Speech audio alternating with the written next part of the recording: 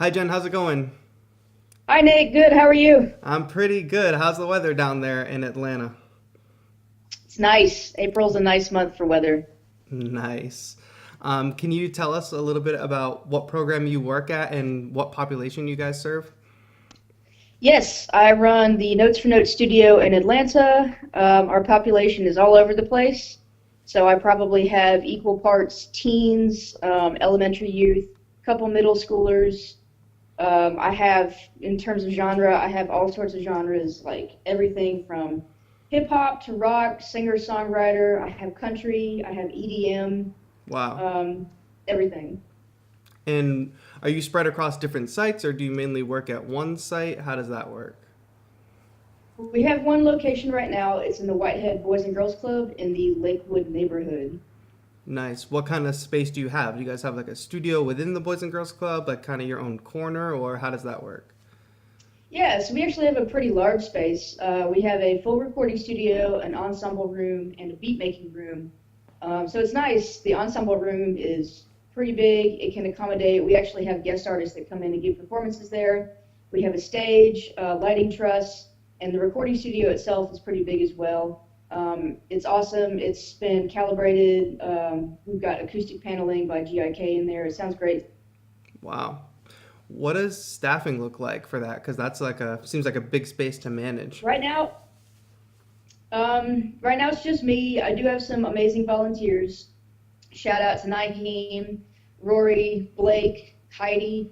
They're great. They come in and allow me to work with youth while they kind of do some specialized, like two-on-one sessions with the youth. Wow. Rory usually works with Lila, who's an amazing songwriter.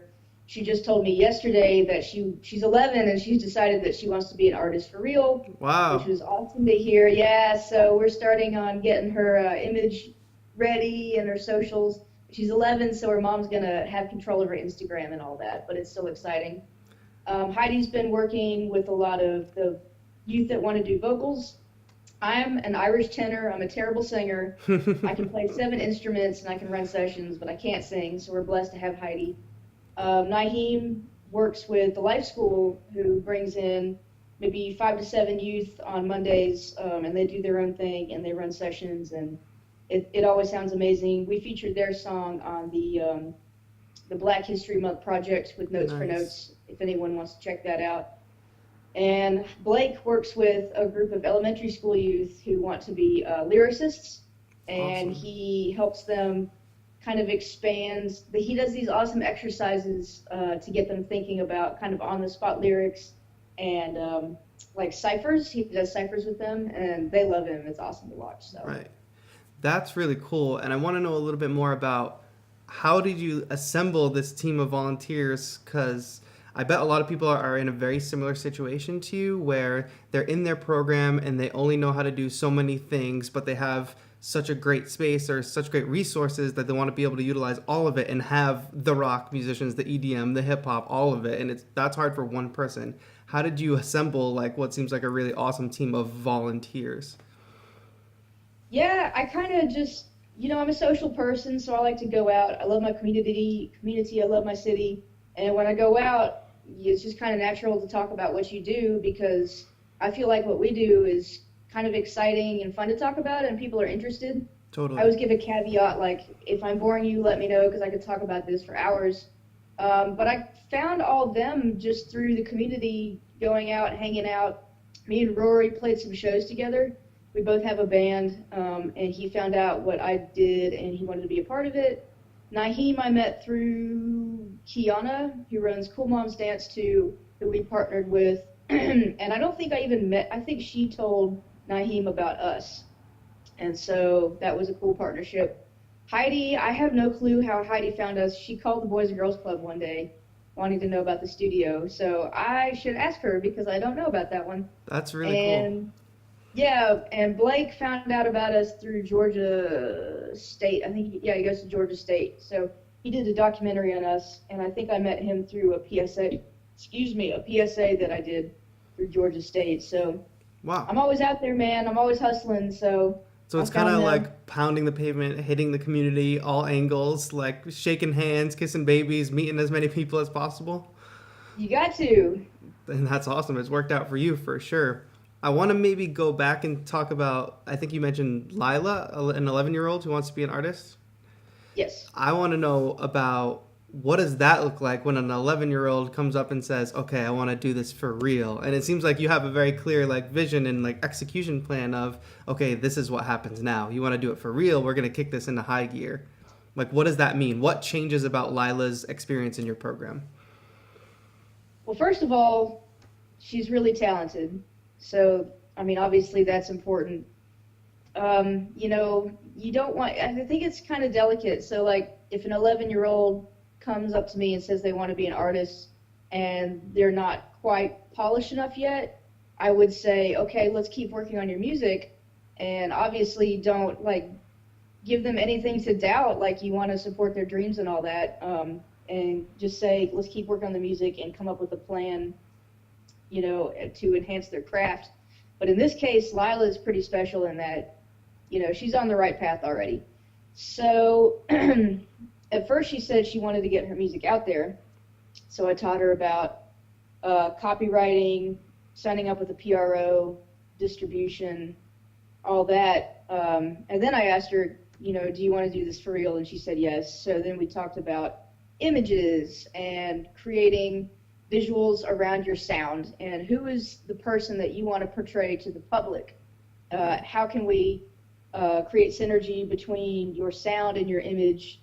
What can you wear? How do you want to do your hair? How do you want to speak? What kind of person do you want the public to think that you are?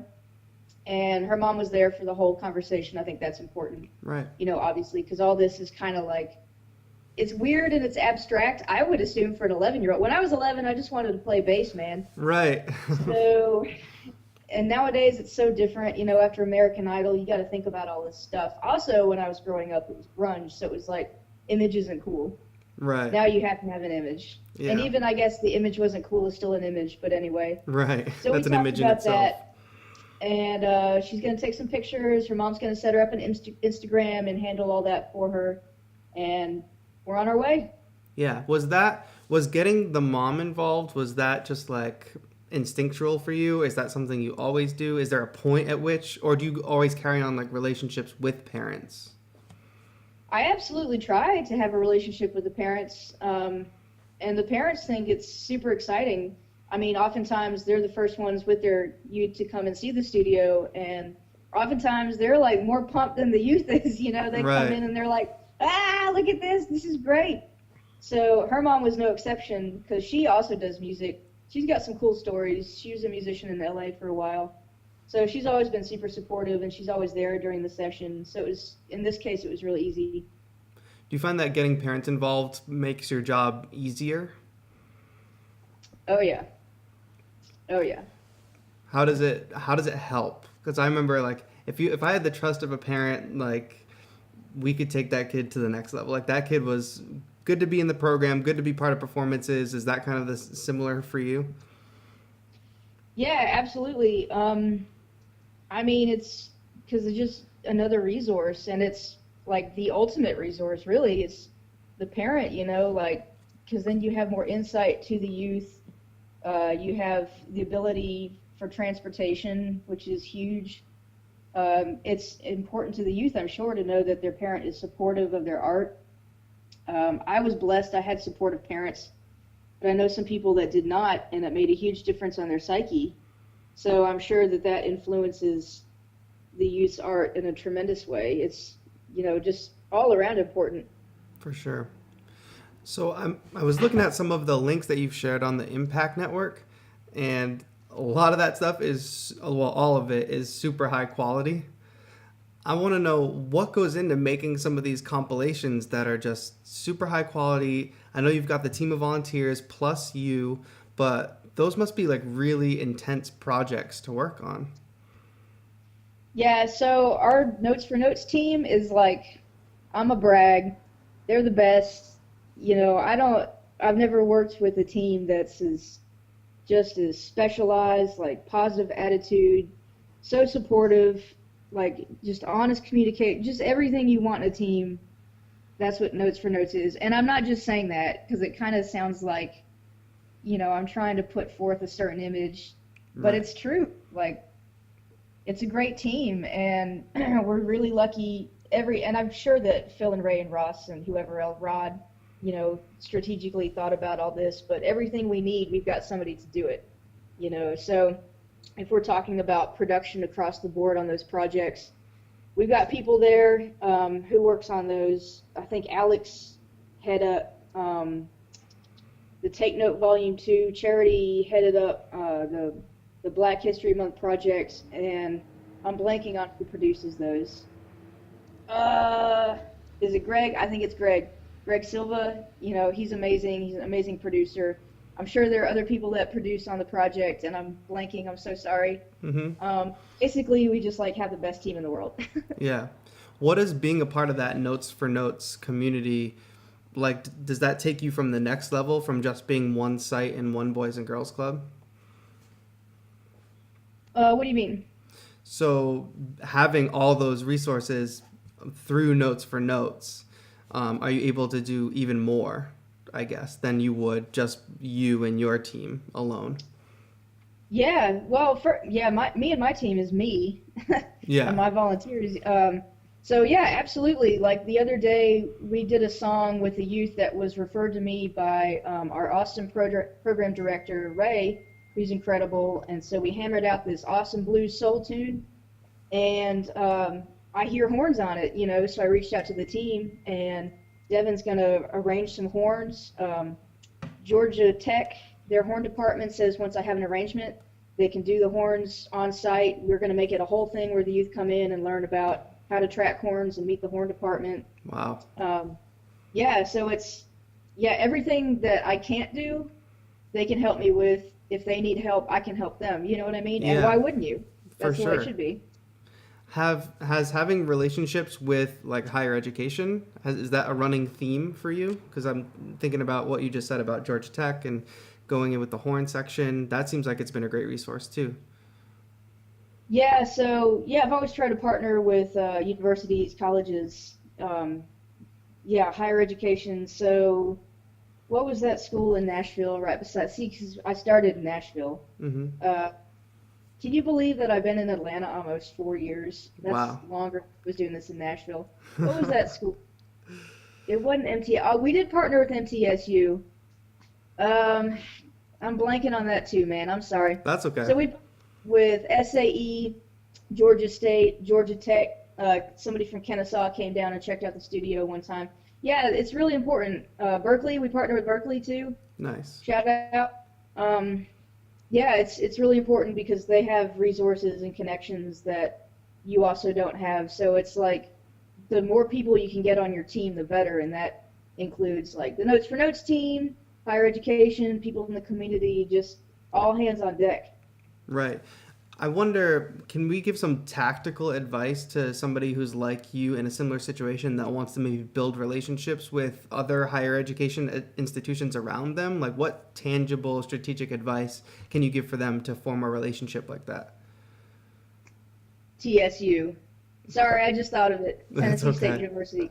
Okay, I'm focused. What advice would I give to somebody in my position that wants to create a community around their studio? Right. And maybe specifically getting high education partners involved.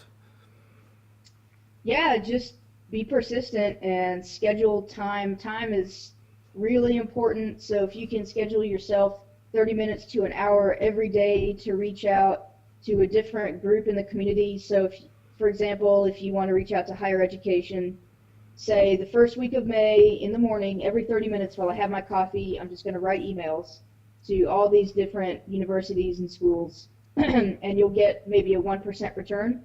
Mm-hmm. But that 1%, if they have a good experience, is going to turn into 5% because of word of mouth, because of the content that you create, et cetera, et cetera. So you got to schedule yourself time to do it, and then you got to actually do it. And if you do that, and you write a decent email, and you kind of have a cool example, if it's quick, concise, if they're excited about the idea, you'll get somebody back. It's kind of like fishing. I like fishing a lot, and It's a lot like that, actually. How so? How is it like fishing? I'm not a fisherman, sorry. Really, you Hmm. got to be patient, and you got to keep trying, and you got to, switch up your game a little bit, switch up your tackle. If you notice that one email's getting no responses, just think about it. How can you word it differently to engage the person that you're trying to engage? And yeah, That's a great analogy. I don't want to run too long because I know you've got your own program to go to, but is there anything you would say to somebody who is just starting out, somebody who's just starting to take over a music program for the first time, running it on their own? What advice do you give to that new person? oh, hmm, hmm. This can be something big or it can be something like super small and nitty gritty that you didn't know until you just got into the job. Um, be patient and have fun. If you have fun, the youth are going to have fun. Totally. All right. And sometimes, you're going to have to utilize that patience, but do it because then it won't ruin the fun. For sure. All right, Jen, a lot of awesome advice in here. Thank you so much for taking the time to talk to me. Yeah, no problem. Thank you. All right, thanks so much. Have a good one and enjoy your day at the program. All right. You too, man. Peace out.